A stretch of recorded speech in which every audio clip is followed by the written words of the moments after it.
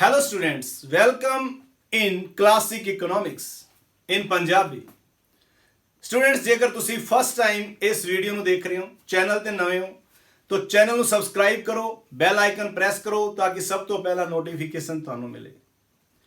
Students ਅੱਜ ਦਾ ਜੋ topic ਹੈ ਉਹ ਹੈ ਡਿਸਇੰਟੀਗ੍ਰੇਸ਼ਨ ਆਫ ਦਾ ਇਕਨੋਮੀ ਜਾਂ ਅਰਥ ਵਿਵਸਥਾ ਦੀ ਵੰਡ। ਇਹ ਲੈਸਨ ਹੈ ਇੱਕ ਪੂਰਾ Indian economy on the eve of independence, यानी कि आजादी के समय भारतीय अर्थव्यवस्था, उसका एक छोटा जिहा पार्ट है, एक छोटा जिहा हेडिंग है। इस ते नोट लिखना आ सकता है। नोट लिखना किवें आ सकता है कि आजादी के समय भारतीय अर्थव्यवस्था की जो वंड हुई, यानी कि अर्थव्यवस्था की वंड ते नोट लिखो, या डिसइंटीग्रेशन ऑफ इकोनॉमी ते नोट लिखो, या अर्थव्यवस्था ते देश की वंड का की प्रभाव पिया, या effect of partition on Indian economy. इस तरह इनू पूछा जा सकता है। जदों 15 अगस्त 1947 नूं आपां आज़ाद होए तो अंग्रेज आपां नूं जो अर्थव्यवस्था दे के गए, जो भारत दे के गए, वो भारत सी खंडित, डिसइंटीग्रेटेड, विभाजित जां टूटिया होया। जो विभाजन होया, जो वंड हुई, जो खंडित हुई अर्थव्यवस्था, उसका भारतीय अर्थव्यवस्था ते की प्रभाव पिया, यह है टॉपिक। तो 1947 दे विच अंग्रेज आपां नूं जो भारत दे के गए, वो भारत कुछ इस तरीके का आपां नूं दे के गए। हुण इस भारत की जिहड़ी वंड हुई सी, आ जिहड़ा हिस्सा जिहड़ा है वो इंडिया अपने हिस्से दे विच आ गया, एक इधरले पासे अपने कोल पाकिस्तान आ गया। भारत दो हिस्सों च वंडिया गया, सारा भारत। तो इस वंड का की प्रभाव पिया? तो सब तो पहला जिहड़ा प्रभाव पिया वो पिया प्रति व्यक्ति घट भूमि, लैस पर कैपिटा लैंड, यानी कि भारतीयों के हिस्से विच जो भूमि आई वो घट सी, लैस सी। देखो वेखण च तो अपना एरिया ज़्यादा है, उधरले पासे घट है, पर आप किवें कह सकते हैं कि भारतीयों के हिस्से विच जिहड़ी भूमि है वो घट आई प्रति व्यक्ति भूमि के हिसाब नाल। अपने को स्टूडेंट्स भारत के हिस्से विच जनसंख्या जिहड़ी आई वो आई 82%, पॉपुलेशन कितनी आई 82%, जबकि एरिया अपने हिस्से विच कितना आया, क्षेत्रफल एरिया जिहड़ा है वो 77% हिस्से आया, 77%। जनसंख्या अपने हिस्से आई 82%, एरिया अपने हिस्से आया 77%। इस करके प्रति व्यक्ति भूमि जिहड़ी है वो घट गई। तो एक ये अपने ते नैगेटिव इफेक्ट पिया पार्टीशन का। दूसरा पॉइंट, खेती के संबंध में हानि हुई आपां नूं, डिसएडवांटेज इन एग्रीकल्चर। पहला तो आपां नूं प्रति व्यक्ति भूमि घट हिस्से आई, एक आपां नूं खेती के संबंध दे विच हानि हुई। किस तरह की हानि हुई? वेखो पॉपुलेशन तो आपां नूं पहला ही पता लग गया, पॉपुलेशन अपने हिस्से च आई 82%, जबकि अपने कोल अनाज की जिहड़ी उत्पादकता सी, फूड ग्रेन्स का जिहड़ा उत्पादन सी वो 65% हिस्से आया। अपना 35% जिहड़ा इलाका सी, 35% जो फूड ग्रेन पैदा होंदा सी वो चला गया पाकिस्तान च। जनसंख्या आपां नूं वध मिली 82%, अनाज आपां नूं कितना मिलिया 65%। उन्ना एरिया ही अपने हिस्से च आया जिंदी उत्पादकता जेकर आपां उत्पादन होंदा सी तो कुल जिहड़ा पहला पार्टीशन तो पहला आंदा सी उहदा 65% फूड ग्रेन ही अपने हिस्से आया सी। इस करके खाद्यान्न की समस्या, फूड ग्रेन्स की समस्या पैदा हो गई। खाद्यान्न समझते होंगे, कणक, बाजरा, जवार, चौल आदि। कॉटन जिन्नी पहला प्रोड्यूस होंदी सी सांझे भारत 1947 यानी कि 15 अगस्त 1947 तो पहला वो जिहड़ी कॉटन है वो अपने हिस्से च 68% ही आई।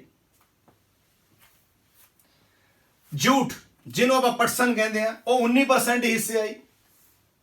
कपा अपने हिस्से 68% आई, जूट अपने हिस्से 19% आया। होर देखो जिहड़ी सिंचाई की सुविधावां है, इरीगेशन फैसिलिटी है, वो जिहड़ा एरिया पाकिस्तान च चला गया उहदे विच ज़्यादा सीगियां। जिन्ना एरिया बीजा जाता है टोटल इरीगेटेड एरिया उहदा 45% पाकिस्तान के हिस्से आ गया। इंडिया अपने को एरिया तो बहुत वड्डा आ, पर यह सिर्फ 19% एरिए ते ही सिंचाई दी सुविधावां उपलब्ध सीगियां। यानी कि जिन्नी सिंचाई दी सुविधावां उपलब्ध सीगियां, इरीगेशन फैसिलिटी उपलब्ध सी, उनका 45% हिस्सा चला गया कुल बीजे गए खेतर दे विच। जे मान लो कुल एरिया इन्ना बीजा जाता है, ये पाकिस्तान के हिस्से जो एरिया आया उनके 45% के फैसिलिटी सीगियां इरीगेशन दियां। इंडिया के हिस्से जोड़ा भारत के एरिया आया जोड़ा इरीगेटेड एरिया है, शुद्ध बीजा गया खेतर है, उनका 19% हिस्से ते इरीगेशन फैसिलिटी सी, सिंचाई की सुविधावां जिवें नहरां, ट्यूबल आदि सीगे। तो यह भी एक बहुत वड्डी समस्या सी। तो खेती संबंधी आपां नूं हानि हुई। तीसरा पॉइंट है उद्योगों विच आपां नूं लाभ होया, एडवांटेज इन इंडस्ट्री। सारे का सारा माड़ा ही नहीं होया, कुछ फायदा भी होया। उद्योगों च आपां नूं फायदा होया थोड़ा जा। जो टोटल इंडस्ट्री सी उनका 91% हिस्सा भारत के हिस्से दे विच आ गया। ये लार्ज स्केल इंडस्ट्री भी सीगियां, यानी कि आधारभूत और वड्डे उद्योग भी सीगे भारत के हिस्से च आ गए 91%, जबकि पाकिस्तान के हिस्से सिर्फ 9% इंडस्ट्री आई। इंडस्ट्री के मामले च वंड का आपां नूं फायदा होया। इंडस्ट्री जिहड़ी है वो अपने हिस्से च आई 91%, पाकिस्तान के हिस्से च आई 9%। सारी एक्सप्लेनेशन विद डाटा होगी। Indian economy they which Jinnah data लिखोगे उन्ना ही बेनिफिट होंदा है। इंडियन इकोनॉमी सारी फैक्ट्स ते बेस है, डाटा ते बेस है। तो मैं हर टॉपिक विच मैक्सिमम जिन्ने डाटे कवर कर सकदा उन्ने ही डाटे कवर करदा। पर इहदे नाल इंडिया के हिस्से च इंडस्ट्री तो 91% आ गई, पाकिस्तान के हिस्से च 9% आ गई, पर कुछ प्रॉब्लम्स भी हो गई। जेड़े कारीगर सी, कुशल कारीगर सीगे, कुशल मजदूर जेड़े सीगे, उन्हां दी घाट हो गई। ज्यादातर जेड़े कुशल मजदूर है वो पाकिस्तान से चले गए। लघु अते कुटीर हुंदा है, लघु अते कुटीर उद्योग,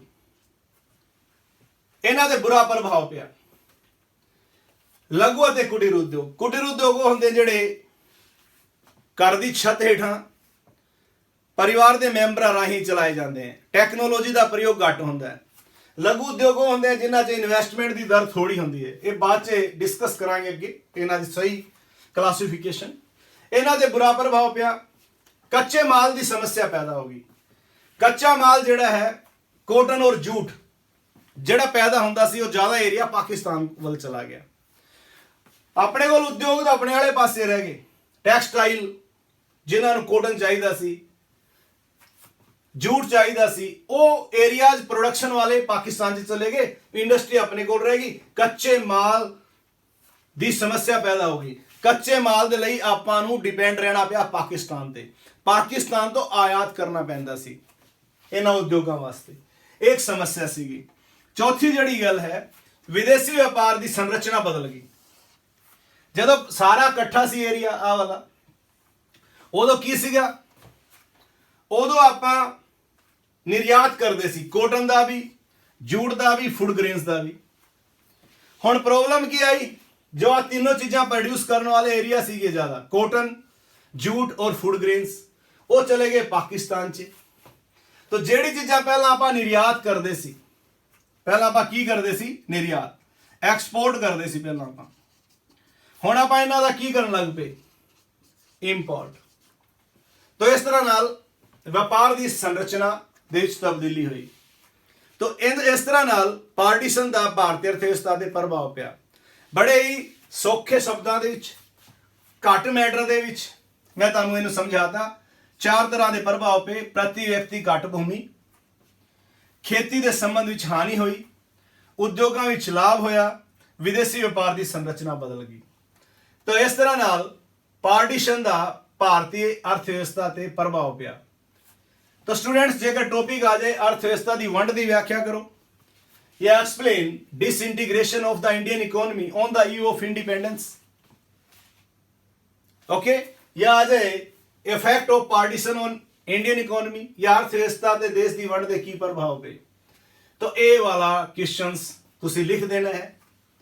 तो ये सी बहुत ही ईजी वे नाल एक छोटा जिहा कॉन्सेप्ट भारतीय अर्थव्यवस्था ते वंड दा प्रभाव या disintegration of Indian economy on the eve of independence. 1947 ਦੀ ਜੋ ਵੰਡ ਹੋਈ ਭਾਰਤ ਤੇ ਪਾਕਿਸਤਾਨ ਦੇ ਵਿੱਚ ਭਾਰਤੀ ਅਰਥਵਿਵਸਥਾ ਤੇ ਕੀ ਪ੍ਰਭਾਵ ਪਏ, ਇਹ ਮੈਂ ਤੁਹਾਡੇ ਨਾਲ ਡਿਸਕਸ ਕੀਤਾ ਹੈ। ਹੁਣ ਗੱਲ ਕਰਦੇ ਹਾਂ ਇੰਡੀਅਨ ਇਕਨੋਮੀ ਦੀ। ਇੰਡੀਅਨ ਇਕਨੋਮੀ ਚੱਲ ਰਹੀ ਹੈ ਆਪਣੇ ਚੈਨਲ ਦੀ, ਪਲੇਲਿਸਟ ਬਣੀ ਹੋਈ ਹੈ। ਪਲੇਲਿਸਟ ਵਿੱਚ 3 ਲੈਕਚਰ ਹੀ ਅਜੇ ਤੱਕ ਆਪਣੇ ਡਿਲੀਵਰ ਹੋਏ ਹੈ। तो ਉਹਨਾਂ ਦੇ ਵਿੱਚ ਤੁਸੀਂ ਸੀਕੁਐਂਸ ਵਾਈਜ਼ ਹਜੇ ਦੇਖ ਸਕਦੇ ਹੋ ਔਰ ਮੇਰੇ ਨਾਲ ਨਾਲ ਆਪਣੀ ਤਿਆਰੀ ਸਟਾਰਟ ਕਰ ਸਕਦੇ ਹੋ। ਫਸਟ ਜਿਹੜਾ ਲੈਕਚਰ ਡਿਲੀਵਰ ਹੋਇਆ ਸੀ ਇੰਡੀਅਨ ਇਕਨੋਮੀ ਦਾ, ਉਹ ਆਪਣਾ ਹੋਇਆ ਸੀ ਆਜ਼ਾਦੀ ਦੇ ਸਮੇਂ ਭਾਰਤੀ ਅਰਥਵਿਵਸਥਾ ਦਾ ਸੁਭਾਅ, nature of Indian economy on the Eve of independence. ਦੂਸਰਾ ਜਿਹੜਾ ਲੈਕਚਰ ਆਪਾਂ ਡਿਲੀਵਰ ਕੀਤਾ ਹੈ ਉਹ ਹੈ main feature of agriculture on the Eve of independence, ਆਜ਼ਾਦੀ ਦੇ ਸਮੇਂ ਭਾਰਤੀ ਖੇਤੀ ਦੀ ਵਿਸ਼ੇਸ਼ਤਾਵਾਂ। ਤੀਸਰਾ ਲੈਕਚਰ ਆ ਵਾਲਾ ਸਟੂਡੈਂਟਸ डिसइंटीग्रेशन ऑफ इकोनॉमी अर्थव्यवस्था की वंड। और चौथा लेक्चर जो आप डिलीवर करांगे वो करांगे main feature of industry on the eve of independence. तो जदों तक वो लेक्चर आता है उदों तक तुसी इन्हां तीनों वीडियोज़ नूं स्टार्टिंग तो लैके एंड तक देखो, नोट्स प्रिपेयर कर लो। तुहानूं सारी दी सारी इकोनॉमिक्स, चाहे वो इंडियन इकोनॉमी है, चाहे वो समष्टि अर्थशास्त्र है, मैक्रो इकोनॉमिक्स है, या +1 दी माइक्रो इकोनॉमिक्स है, स्टैटिक्स है, वो आप इस चैनल ते तुहानूं कोशिश करांगे इसे तरीके नाल पढ़ाउण दी। तां इस करके स्टूडेंट्स जे हजे तक भी तुसी अपने इस चैनल नूं क्लासिक इकोनॉमिक्स ध्यान नाल स्पैलिंग भर लिया करो, क्लासिकल ना लिखिया करो, फिर कुछ होर ही खुल जाता है। क्लासिक इकोनॉमिक्स इन पंजाबी, जे क्लासिक इकोनॉमिक्स कला लिखोगे एक चैनल होर खुल जूगा, वो मेरा ही चैनल है, वो इंग्लिश दे विच है, पर मैं पंजाब दे स्टूडेंट्स वास्ते पंजाबी दे विच एफर्ट्स लगा रहा हूँ। इस करके कि पंजाब दे जिन्ने भी स्टूडेंट्स हैं, पंजाबी मीडियम दे जिन्ने भी स्टूडेंट्स हैं, उन्होंने मेरी सर्विसिज का बेनिफिट हो सके। सिर्फ और सिर्फ तुहाडा बेनिफिट करना, तुहाडी भलाई करनी ही मेरा ऑब्जेक्टिव है। शौक है इकोनॉमिक्स पढ़ाने का, शौक है बच्चों को ज़्यादा तो ज़्यादा जानकारी देने का, इस करके मैं ये हार्डवर्क तुहाडे लई करना, होर कोई भी मोटिव नहीं है। मैं चाहना कि मेरे पंजाब बोर्ड के सारे दे सारे स्टूडेंट्स जो इकोनॉमिक्स पढ़ते हैं उन्होंने इकोनॉमिक्स आसान लगे, ईजी लगे। अगे अगे जिमें जिमें अपना ये टाइम वधेगा, जिमें जिमें तुसीं मेरे नाल जुड़ते जाओगे, आप बहुत ही अच्छे ढंग नाल जो कुछ हुण कमियां नज़र आ रही तुहानूं या होंदियां होणगियां, because no one perfect rather than God, possibility of improvement everywhere. हर रोज़ मैं कोई ना कोई अपनी जो कमी रह जाती है उसनूं दूर करने की कोशिश करदा। तो तुहाडे लई इसे तरह मैं मेहनत करता रहूँगा। तो क्लासिक इकोनॉमिक्स इन पंजाबी नूं वध तो वध सबसक्राइब करो, शेयर करो, लाइक करो, वध तो वध अपने साथियों दे विच स्टूडेंट्स दे विच तुसी इस चैनल का लिंक शेयर करो ताकि हर बच्चे नूं मेरी इस मेहनत का फायदा हो सके। सो स्टूडेंट्स मिलते हैं नैक्सट वीडियो के नाल। Thanks students, thanks a lot.